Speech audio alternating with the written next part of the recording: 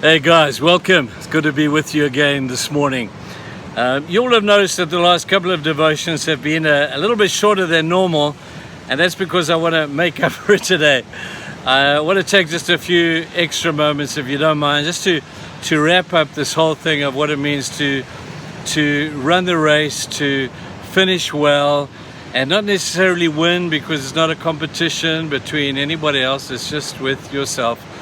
And I hope to be able to just wind that up today, if that's all right. I want to talk to you about joy in the journey. We spoke about this the other day, and we said that there are certain things that are typical of this journey of the Christian life, and probably of most journeys in the physical life as well. There's always that aspect of joy. But I want to suggest to you too, as much as there is joy in the journey, there's pain as well. Sometimes there are huge uphills. There are challenges, there are ups and downs, there are victories and failures in this thing called life. I wish I could tell you that the Christian life is just one long, joyful journey. Well, I got to tell you, I've been walking it for a while, and it's a bit of a mixture between both. I guess it's a bit like, if you don't mind, a bit like childbirth. You know, there is no joy without the pain. And I think that might be typical of life as well. But it's this painful period of time that I just want to talk a little bit about today. You know, sometimes we journey through life and things don't always go our way, and that's kind of like the normality of life. But there are some times in life where we have to journey alongside people, and they help us along the way. I don't know if you've ever watched the Comrades Marathon on TV. I've referred to it a number of times. And I'm always intrigued at the last moments before the final bell is about to go, before the final cutoff time is about to happen. That is the most dramatic time of the entire race. The winners of the race, that comes and that goes, and every year there's somebody who does that. But it's those minutes before cutoff that I see human nature and the beauty of people who journey this journey together. They are dragging each other across the line. Friends have drawn alongside a particular guy who will not let him go. And they're dragging him and they're carrying him or her across the line. And when they get across that line, the emotion is just ecstatic. It's almost like they feel like they've won. Meanwhile, they've just snuck in the minute before close of time. But it's dramatic and it's beautiful. I wonder if there are people out there who can identify with that in life. Just look, during the time of coronavirus, I'm so proud of the people in our church who carried one another during that time, who just with great sense of sacrifice, self-sacrifice, they helped others to cross the line of that painful period of time. And then I think to myself, you know, sometimes God carries us. I wish that I could always say that there will be people there to carry you. That might be true, it might not be. But I do know this, that God is always there to carry us across the line. You know that famous poem called Footprints? It portrays a beautiful, beautiful picture. It talks about two people making a journey, and as they're walking along the beach, kind of like the one that you see behind me, and as they look back, they see there are two sets of footprint.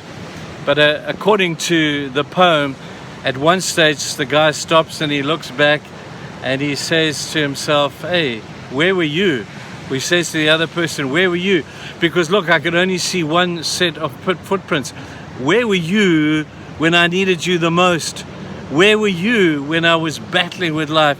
And the answer to the poem is beautiful in that the voice replies, during that period of time, I was carrying you. And I've got to tell you, people, I have experienced that, have you not? I've had the blessing of wonderful people around me, but there's some times in the journey where only God can carry you. Don't look for human beings to do what only God can do. Allow Him to carry you through those particular periods of time. And then for me, the last motivation of this part of the journey is the motivation of Jesus. Remember that verse in Hebrews 12 that I spoke about the other day, about keeping your eyes on Jesus. He is the prize. Keep your eyes on the prize. Keep focused on Him as you journey towards eternity. Well, the verse doesn't end with just keeping your eyes on Jesus. It speaks in verse 2 about the beauty of keep your eyes on Jesus, who for the joy set before him. I've often wondered why Jesus didn't jack out.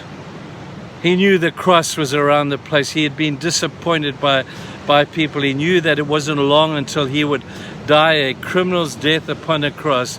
And if I were him, I would have said, well, that's it, I'm done. I'm going back to heaven.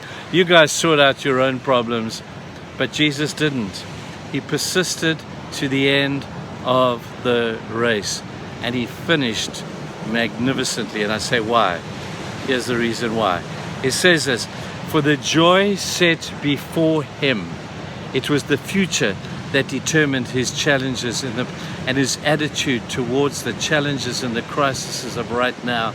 It was the joy set before him, the joy of knowing that there would be a day when he would sit down at the right hand of the Father and he would welcome you into his home. And he sat there and he said, welcome to finish the race. You have run well. Come in and enjoy eternity with me. And it was this joy that Jesus carried was because he could see across the line. He could see you in eternity. He could see fellowship with you for the rest of life in heaven. I'm going to tell you people, if we have nothing else other than that, we've got enough to motivate us. There is this place called heaven. I don't know about you, but the older I get, the more I'm thinking about that. The older I get, the more I'm thinking, man, isn't it going to be amazing just to be in this place with Jesus for the rest of eternity?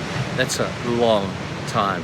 So those of you who are being challenged right now, those of you who are maybe getting towards the end of your race and feeling a little bit anxious about how this is all going to happen, relax. He's going to carry you if you will allow him to. You can fight and scream until you're blue in the face, but Jesus says, just relax and let me carry you across the finish line. And he can do that for you. For those of you who still have got a long way to go, keep your eyes on Jesus. Keep your eyes on eternity and finish well the race. Don't worry about the pain. Pain comes, pain goes, because pain soon will pass. I hope that you find this truth. The reality of heaven should be something that motivates us completely to run well the race. Don't worry about winning. Just finish the darn race and you're going to be fine. I've got Lizanne about to sing for you my latest favorite song. It's called The Hymn of Heaven. Phil Wickham sings this song. Let her just blow you away with the beauty of what's still to come. For the joy set before you, you will enjoy the race. Have a great day, and I will see you all again on Monday. Cheers, folks. Bye. How I long to breathe the air of heaven, where pain is gone and mercy fills the streets, to look upon the one who bled to save me and walk with him for all eternity.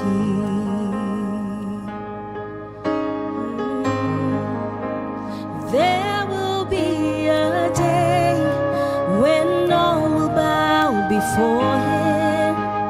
There will be a day where death would be no more, standing face to face with he who died and rose again. Holy, holy is the Lord.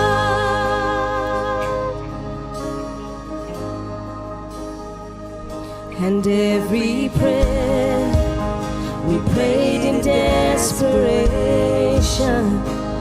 the songs of faith we sang through doubt and fear, and in the end we'll see that it was worth it when he returns to wipe away our tears.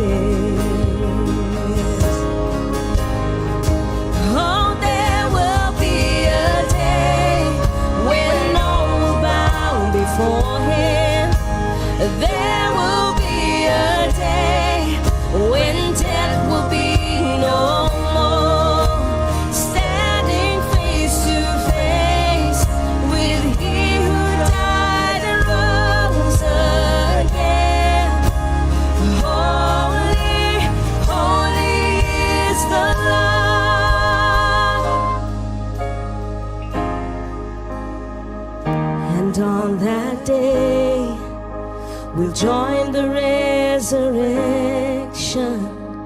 and stand beside the heroes of the faith, and with one voice 1,000 generations sing, worthy is the Lamb who was slain. Let's sing that again. And on that day, we'll join the resurrection and stand